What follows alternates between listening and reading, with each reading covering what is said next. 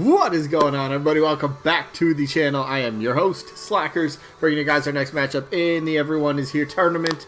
Quick little plug again, if you want to join the Discord, link in the description, feel free to join it. We'll do sort of things on the weekends involving Smash Bros, obviously, so yeah, if you want to, fight and raid bosses, that's kind of a thing. If you got your own raid boss, anyway, information, Discord, you want to join, click the link in the description. Alright, plug over. Alright, yeah, if you haven't seen this sort of video yet, this is a simple series. 100 characters put into a tournament each day on the channel. I upload one of the matches from the tournament.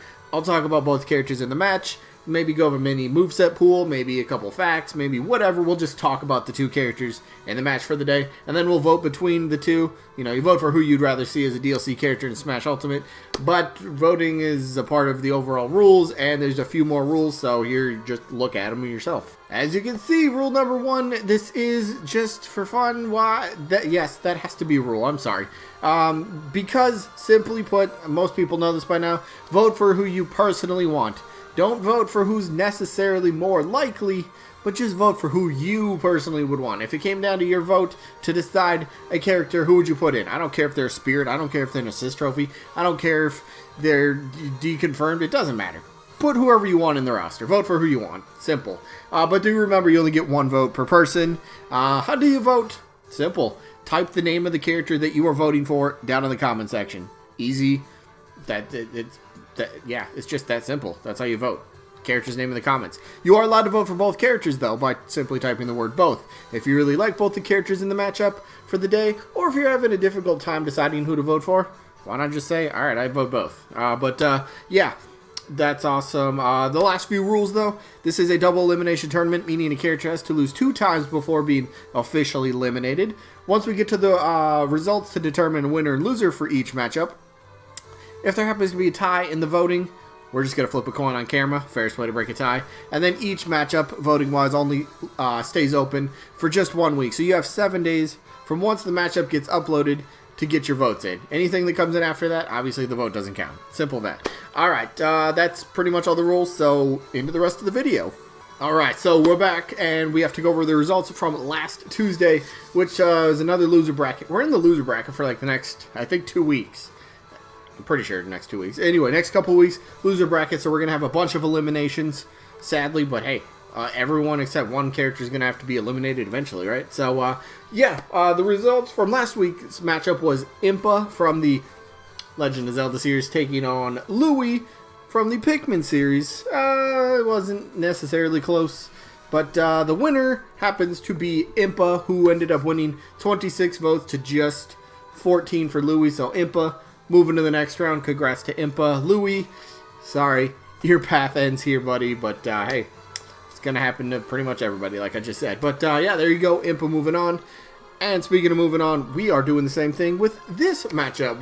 Well, moving to the next matchup. Whatever. The matchup for the day.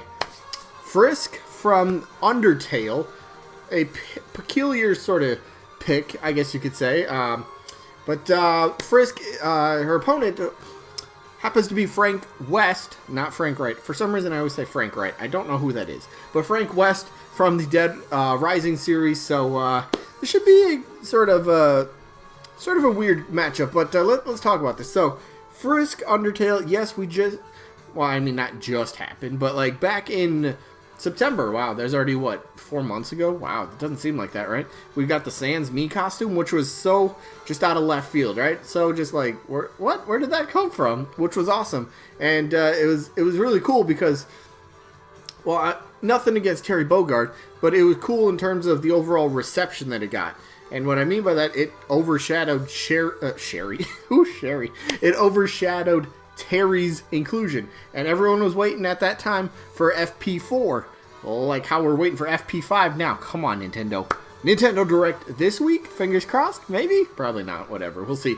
But, so the point is, Undertale got a rep, in a way. It's a Mii costume. It's a very well done Mii costume. It works out pretty well for the most part. I mean, it's not totally sans down to a T, but it still worked. You got outfit was awesome. That's what I'm trying to say. Plus, it came with the music track, which was very kind of just, that's never been done before, so it's kind of out of left field, and I was like, Alright, that's actually pretty cool. Does that open the door for Undertale to get a playable rep?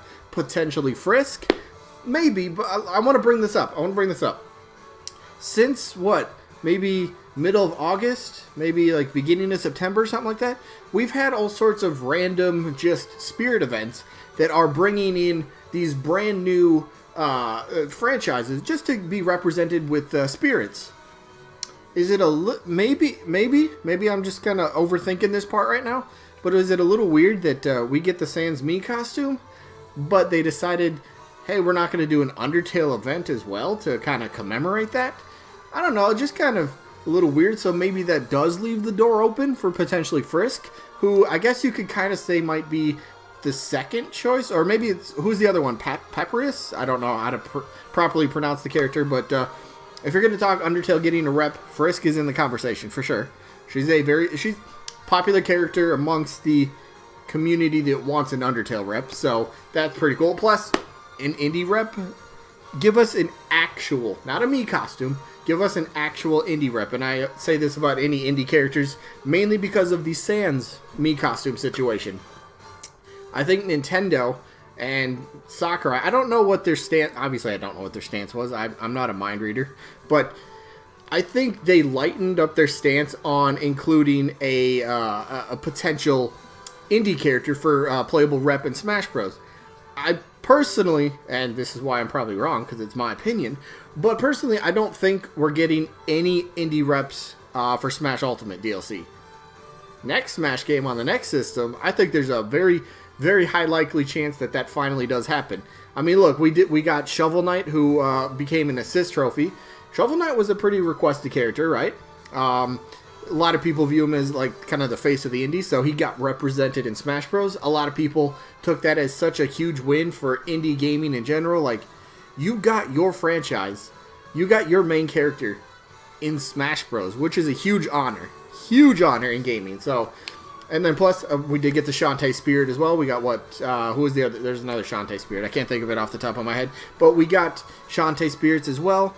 Then we get the Sans Mii costume, which is very close to a playable character. Very close. Not quite like, if it comes to characters, Mii costumes are alright as long as it fits like the character. Don't just like throw a random hat and clothes on a Mii costume and be like, yep, that's the character. No, it doesn't work for every character. It really doesn't.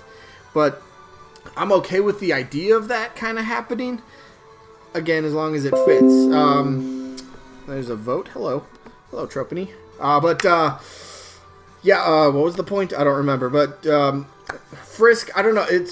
Undertale's in kind of a weird spot because it was like a special favor to get the Sans Mii costume. Isn't that what Sakurai said about Toby Fox, and is kind of like a special request to get the Mii costume? So if that had to be a special request from the game creator himself, I mean, doesn't that kind of put like the likeliness of a playable character a lot lower than that? I kind of think so. I'm not saying I wouldn't welcome a rep. I would like Sans more than I'd like Frisk by any means, but I do think, being the special request, I just repeated this, but that's the big point. Being a special request to just be a Mii fighter, I think that kind of says all it needs to really be said about any potential Undertale reps. I still think next game, though, some indie character is going to get playable status. I truly believe that will happen. Could it be Sans? Could it be Shantae? Could it be Shovel Knight? Could it be Frisk? I don't know. We'll end up seeing, but maybe. But let's move on to Frisk's opponent. You want somebody out of left field, and a lot of people are really starting to kind of go down that path for Fighter Pass character number 5. How about Frank West? How about Dead Rising? Not a franchise anyone's talking about, right? For a potential playable rep. Just kind of way out of left field would be kind of like that's what they ended on? That's who they made us wait for? Come on, think about that for a second. Fighter Pass number 5. If it's not a third-party ginormous icon in gaming, it's going to be somebody that's kind of like middle, low tier, kind of, like, oh, really? We're going to get the reveal, and most likely, if it's not that third-party iconic character, a lot of people are going to be like, you made us wait for this? Nintendo, what is up? But then they'll probably come back because we're getting bonus DLC as well. So, back to the point. Fighter Pass number 5, a lot of people are starting to go down the, alright, big name, big name, big name. All these characters are off limits, right? They're all deconfirmed by leakers who have sources. Yeah, whatever. I don't believe that garbage. But, yeah, Frank West. How could he potentially work for a moveset? If you've never played Dead Rising games, they're a zombie survival, not a horror game, a zombie survival sort of game. You get trapped in like a... You get trapped in the game and then you gotta survive. You can go around killing all these different zombies. But the fun thing about it is you can go around and grab like these blueprints and you're able to create all sorts of weird and wacky and just strange, hilarious weapons in the game. And that's a great way to use Frank West as a character. Give him such a bizarre kind of moveset. And if you don't like that, if anyone's played Marvel vs. Capcom, Frank West was a playable character in there. So he's been in a fighting game, so he's got the potential for a fighting moveset. But back to the Dead Rising sort of stuff. So, hello again. Tough as heck. Yes, some matches are tough as heck. But Frank West, he's got the camera. That's his classic, iconic, that's his look. So camera, you could use that, I think of it more like he's taking a picture and he's got like a big flash. So potentially, I could see it as like a comparable to like Mewtwo's down special, where he stuns him for a little bit. Maybe that's what Frank West's camera could do. You could use neutral attack, maybe a down special as well. Camera, big flash, and just stuns the your opponent for a couple seconds. Not going to have a big range by any means, because it's just a little flash. Got to be, you know, similar range to Mewtwo's down special. That's how I think that could work. And then the rest of the moves, you could have, let's see, a couple weapons that come to mind. The football grenade. Just basically, hello again. Wow, 3 comments. Whew. Football grenade. Basically, it's a football with a bunch of grenades attached to it, and you could chuck it. That could be a fun projectile. You throw it. Maybe it explodes on impact. Maybe it will detonate after just a couple seconds. So, like, you throw the football, it'll hit somebody, and then after, like, 2 seconds, kaboomy! Or maybe you throw it, and then it detonates on impact, whatever that might be. He's got spiked baseball bats. He got all sorts of, just, like, nail guns. You have all sorts of, so many bizarre... I wish I would have sat down and came up with a better list of stuff. But wacky, weird items. And, what was it in Dead Rising 4? That had, did they introduce some, like... kind of, it's not a mech armor, but like it's like crap, how do you explain this? It's basically jumps into like this big robotic armor kind of thing, and he gets like big boost and he becomes super powerful. Basically, he jumps into this mech sort of looking thing, and then he just goes around kicking people and whatever. But yeah, I think moveset wise, Frank would be so out of left field, so just wacky and crazy that I think people could gravitate to him a bit. Just kind of be like, alright, hey, that's a bit different than what we have, you know? Just something silly and different. And I think a lot of people are looking forward to something different on the roster. So, yeah, for me, the moves, my vote, I'm going Frank West. I'll be honest, Frisk does nothing for me. I'm not going to look at Frisk and go, yep, that's a character I want. I'm not going to...